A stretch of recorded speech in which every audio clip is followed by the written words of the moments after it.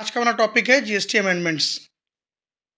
इसमें हम chapter supply under GST के अंतर्गत एक अमेंडमेंट कवर करेंगे जो कि रिलेटेड है एक्शनेबल क्लेम से।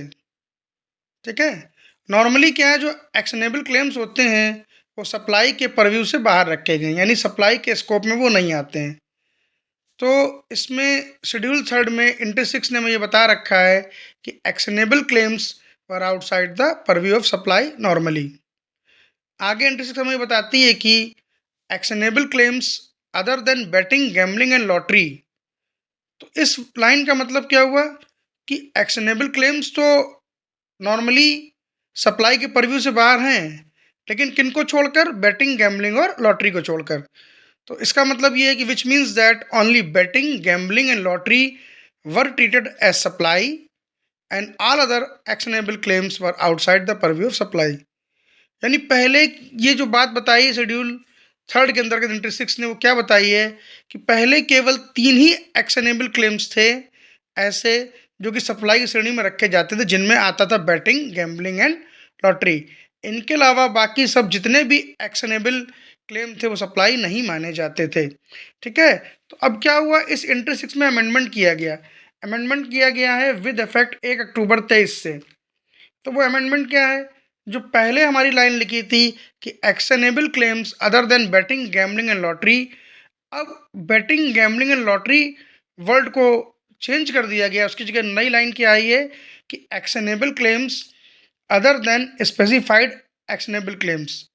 तो इसका मतलब समझिए, देखिए पहले जो लाइन लिखी थी वो क्या कह रही थी कि actionable claims other than betting gambling and lottery, यानी बेटिंग गैम्बलिंग और लॉटरी को छोड़कर जो भी एक्शनेबल क्लेम्स हैं वो सब स्कोप, आपकी सप्लाई के स्कोप से बाहर कर दिए गए हैं। अब जो अमेंडमेंट हुआ है विद इफेक्ट फ्रॉम 1 अक्टूबर 23 से एंट्री 6 में, वो क्या लाइन बोल रहा है कि actionable claims other then specified actionable claims. तो इसका मतलब क्या हुआ कि अब स्पेसिफाइड एक्शनेबल क्लेम्स को छोड़कर जितने भी दूसरे एक्शनेबल क्लेम्स हैं वो सारे के सारे स्कोप की सप्लाई, आपका जो सप्लाई का स्कोप है उससे बाहर कर दिए जाएंगे।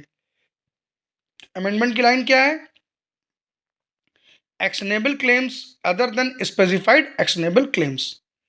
इसका मतलब क्या है? इट मीन्स दैट नाउ, अब क्या होगा आपसे? It means that now only specified actionable claims are treated as supply.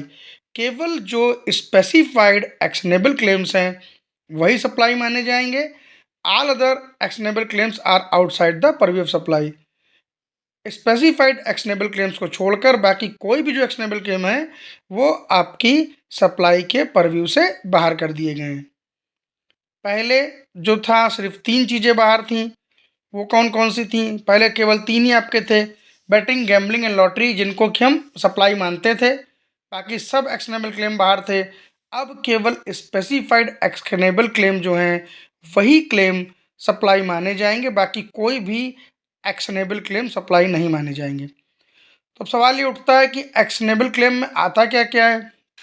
तो आगे बताया गया है कि specified actionable claims means the claims involved in और by way of betting, casinos, gambling, horse racing, lottery, online money gaming. तो 6 point इसमें डाले गए हैं। देखिए, पहला पॉइंट है बेटिंग, दूसरा है कैसीनोज, तीसरा है गैम्बलिंग, चौथा है हॉर्स रेसिंग, पांचवा लॉटरी और छठा पॉइंट है ऑनलाइन मनी गेमिंग।